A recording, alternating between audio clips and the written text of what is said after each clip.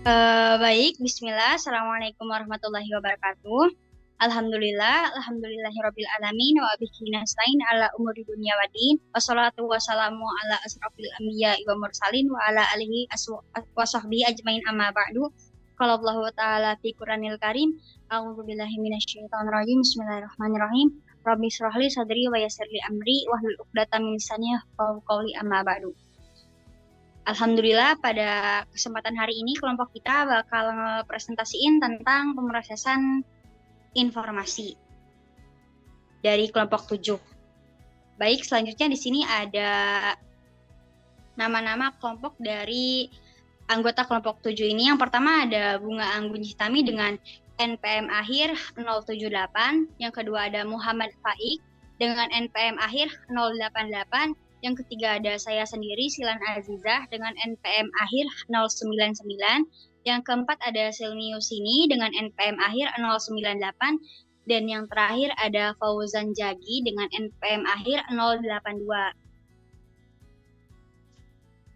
Baik, selanjutnya di sini ada beberapa teori pembahasan yang akan kita bahas pada pertemuan kali ini. Yang pertama ada pengertian. Yang kedua ada tahapan-tahapan, yang ketiga ada elemen utama teori, yang keempat ada indikator, yang kelima ada faktor yang mempengaruhi pemrosesan informasi, yang keenam ada model teori pemrosesan informasi, yang ketujuh ada pemanfaatan, dan yang terakhir ada kesimpulan. Baik, di sini ada pengertian pemrosesan informasi yang dimana akan disampaikan oleh saya sendiri. Oke, pemrosesan informasi. Jadi pemrosesan informasi itu yang pertama ada pengertian mengenai data. Data adalah sebuah kumpulan fakta objektif yang tidak terikat dengan konteks sehingga tidak memiliki makna. Yang kedua ada pengertian mengenai informasi yang dimana informasi adalah hasil pengolahan data sehingga suatu data memiliki makna. Dan yang terakhir ada pengertian mengenai pengetahuan, yang dimana pengetahuan merupakan satu atau lebih informasi yang membentuk suatu pola. Baik, di sini selanjutnya ada apa sih pemrosesan informasi itu? Di sini pemrosesan informasi yang dimana ini merupakan teori yang berfokus pada memori dan bagaimana informasi tersebut diproses. Contohnya ada encoding, ada storage, sama retrieval, itu prosesnya. Terus model ini menyatakan bahwa informasi ini diproses dan disimpan dalam 3 tahapan. Yang pertama ada sensory memory, yang kedua ada short time memory, dan yang ketiga ada long term memory. Baik, di sebelahnya ada bagaimana sih manusia itu belajar atau memproses informasi. Itu sama dengan bagaimana si komputer ini memproses informasi. Tahap yang pertama ada storage, yang dimana tahap ini menaruh informasi baru ke dalam memori. Yang kedua ada tahapan encoding, yang dimana proses ini merubah informasi agar mudah disimpan. Yang tahap ketiga ada retrieval, yang dimana proses ini menemukan kembali apa yang telah disimpan sebelumnya di dalam memori agar bisa digunakan kembali atau bisa dipanggil kembali. Oke, baik, selanjutnya ada tahapan-tahapan pemrosesan informasi yang dimana ini akan disampaikan oleh Bunga Anggun Citami. Kepadanya saya persilakan. Oke, terima kasih moderator. Saya akan membacakan tahapan-tahapan dari informasi. Yang pertama yaitu ada sensasi. Sensasi merupakan tahapan pertama yang harus dilalui dalam pemrosesan informasi. Alat indera berperan aktif terhadap interpretasi sebuah rangsangan atau stimulus bagi berbagai sumber di luar tubuh.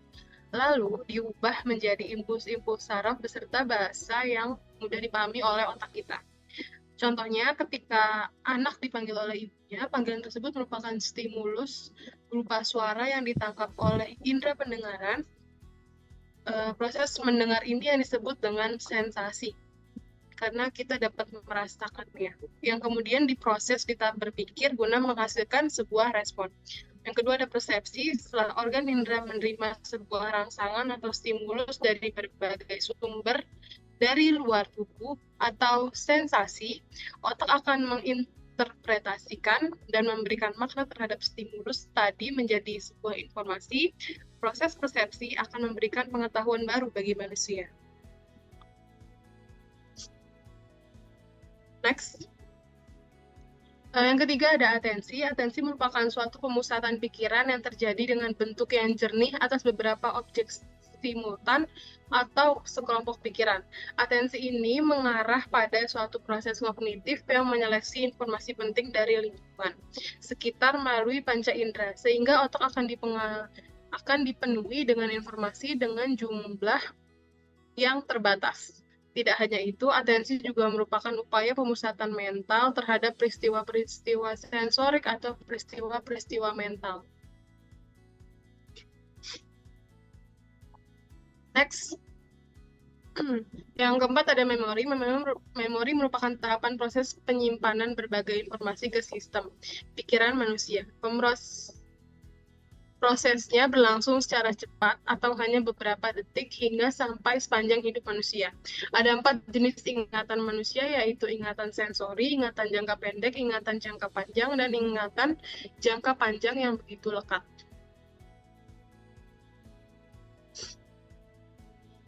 Selanjutnya saya kembalikan kepada moderator. Oke, baik. Terima kasih banyak Cintami telah menyampaikan materinya. Baik, selanjutnya ada materi mengenai elemen utama pemrosesan informasi yang dimana ini akan disampaikan oleh Silmius. Ini kepadanya saya persilakan. Baik, terima kasih moderator. Di sini saya akan menyampaikan mengenai elemen utama teori pemrosesan informasi. Yang pertama ada penyimpanan informasi, merupakan berbagi lokasi dalam otak manusia di mana informasi disimpan seperti memori semantik, memori episodik, memori sensorik, memori jangka panjang maupun jangka pendek, dan masih banyak lagi. Lalu yang kedua ada proses kognitif, merupakan berbagai proses pentransferan memori di dalam otak manusia yang terjadi di antara penyimpanan memori yang berbeda. Beberapa proses tersebut yaitu persepsi, pengkodean, dan perekaman. Next.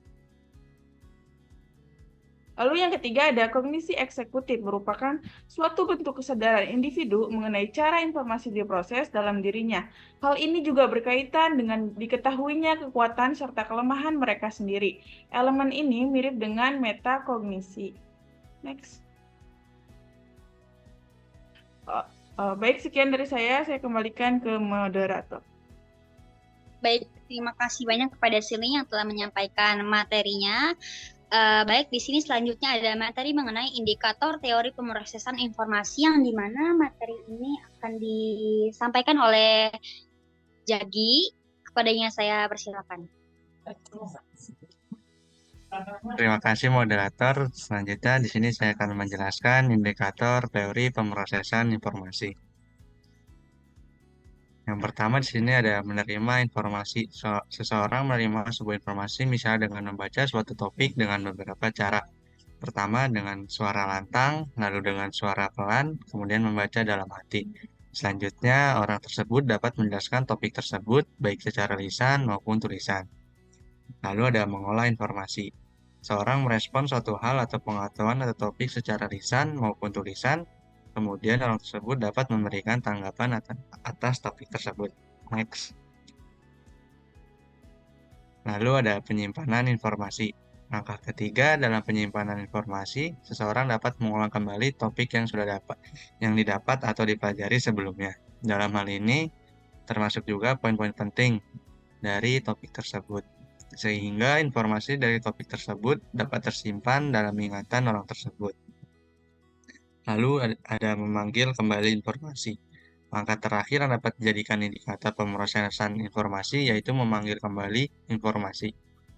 Seseorang yang sudah menerima informasi dari topik sebelumnya dapat mengungkapkan atau menjelaskan kembali topik tersebut beberapa waktu kemudian baik dengan cara lisan maupun tulisan. Selanjutnya saya kembalikan ke moderator. Baik, terima kasih banyak kepada Jagi yang telah menyampaikan materinya.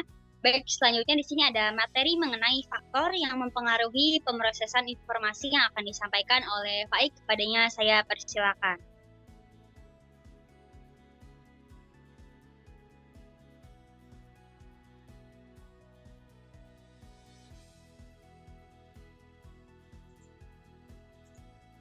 Terus apakah suara saya terdengar? Terdengar. Oke, baik. Terima kasih moderator atas waktunya. Di sini saya akan menyampaikan faktor-faktor dalam pemrosesan informasi. Yang pertama ada faktor intelijensi.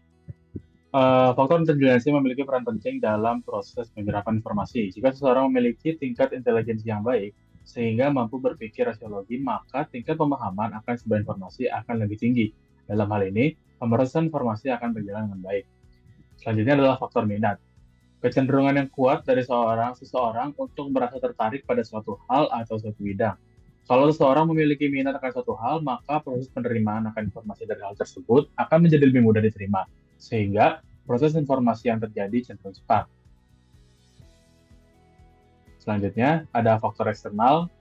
Yang pertama adalah faktor kondisi fisik dan psikis. Kondisi fisik seperti kesehatan jasmani, keadaan alat-alat indera dapat menunjukkan pertumbuhan pada individu.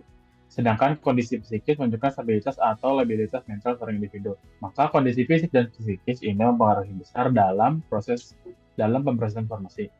Selanjutnya ada faktor eksternal lain. Faktor eksternal merupakan faktor yang berasal dari luar individu. Faktor ini meliputi faktor guru pembimbing, faktor keluarga, serta faktor sumber-sumber belajar. Apabila semua faktor ini mendukung dan positif, maka pemrosesan informasi seseorang akan baik. Lalu ada sifat individu manusia. Sifat masing-masing individu juga menjadi faktor yang mempengaruhi pemrosesan informasi. Contohnya sifat pelupa, ceroboh, atau sebaliknya. Jika seseorang memiliki sifat pelupa atau sifat ceroboh, tentunya pemrosesan informasi yang terjadi menjadi tidak maksimal. Sebaliknya, bagi individu yang bersifat tidak pelupa dan teliti, pemrosesan informasi dapat terjadi dengan baik. Sehingga pemrosesan akan suatu hal akan berbeda antara individu yang memiliki sifat berlawanan tersebut. Sekian dari saya kembalikan ke moderator. Baik, terima kasih banyak kepada Pak Ik yang telah menyampaikan materinya. Di sini ada materi mengenai model teori pemrosesan informasi yang dimana materi ini akan disampaikan oleh Jagi ya. Kepada Jagi saya persilakan. Terima kasih moderator. Selanjutnya saya akan menjelaskan model teori pemrosesan informasi. Yang pertama di sini ada model Atkinson dan Shiffrin. Pada tahun 1968, John William Atkinson dan Richard Shiffrin yang juga merupakan ahli yang terkait dengan teori pemrosesan informasi kognitif mengusulkan tentang teori memori multitahap yang mengilustrasikan pandangan mereka tentang ingatan manusia. Mereka membagikannya menjadi 3 tahap pemrosesan, yaitu memori sensorik, memori jangka pendek, dan memori jangka panjang. Lalu yang kedua ada model Bentley dan Hitch. Mereka melakukan pendalaman pemahaman terhadap pikiran dan bagaimana pikiran memproses informasi melalui elemen sentral eksekutif, technological loop, dan visuospatial package plate. Hingga kemudian Bentley menambahkan modelnya dengan episodic buffer. Nah, sekian dari penjelasan saya kembalikan ke moderator. Oke, baik. Terima kasih kepada Jagi yang telah menyampaikan materinya. Selanjutnya di sini ada teori mengenai pemanfaatan teori pemrosesan informasi yang akan dijelaskan oleh Filmi. Kepadanya saya persilahkan. Baik, terima kasih moderator. Di sini saya akan menjelaskan mengenai pemanfaatan teori pemrosesan informasi. Nah,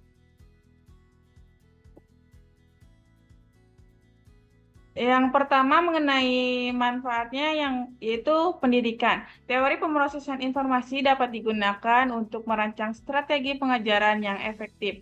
Misalnya, guru dapat memperhatikan kapasitas memori siswa dan mengatur informasi dalam bagian-bagian yang lebih kecil dan terorganisir agar lebih mudah diproses dan diingat oleh siswa. Yang kedua yaitu psikologi klinis. Teori ini dapat membantu dalam pengobatan gangguan kognitif seperti gangguan memori atau gangguan perhatian. Terapis dapat menggunakan pemahaman tentang bagaimana informasi diproses dalam pikiran pasien untuk mengembangkan strategi intervensi yang tepat. Yang ketiga ada desain interaksi manusia dan komputer. Teori pemrosesan informasi dapat membantu dalam merancang antarmuka pengguna atau UI yang lebih efisien dan mudah digunakan. Dengan memahami bagaimana manusia memproses informasi, desainer dapat mengoptimalkan presentasi informasi urutan tugas, dan tata letak antarmuka untuk meningkatkan efisiensi dan pengalaman pengguna. Next.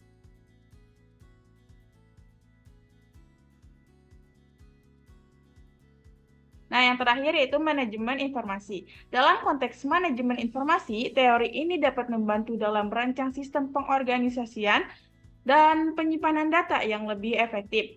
Pemahaman tentang bagaimana manusia memproses dan mengingat informasi dapat digunakan untuk mengembangkan strategi penataan dan pencarian informasi yang memudahkan akses dan penggunaan yang efisien.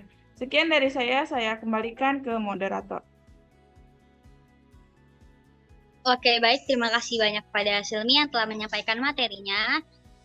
Alhamdulillah ya, nggak kerasa ini udah di tahap akhir, yaitu mengenai tentang kesimpulan yang akan dibacakan oleh saya sendiri. Jadi kesimpulan dari materi yang kita sampaikan itu adalah teori pemrosesan informasi memberikan pandangan mendalam mengenai bagaimana manusia menerima, mengolah, menyimpan, dan mengambil kembali informasi dari lingkungan mereka. Tahapan-tahapannya seperti sensasi, persepsi, atensi, dan memori juga merupakan elemen-elemen kunci dalam pemrosesan informasi. Tak hanya itu, pemahaman tentang teori pemrosesan informasi juga memiliki aplikasi yang luas dalam berbagai bidang, mulai dari psikologi hingga teknologi. Oke, mungkin sekian dari kelompok kami, kelompok 7. Kurang lebihnya mohon maaf. Kami tutup, pamit undur diri. Wassalamualaikum warahmatullahi wabarakatuh.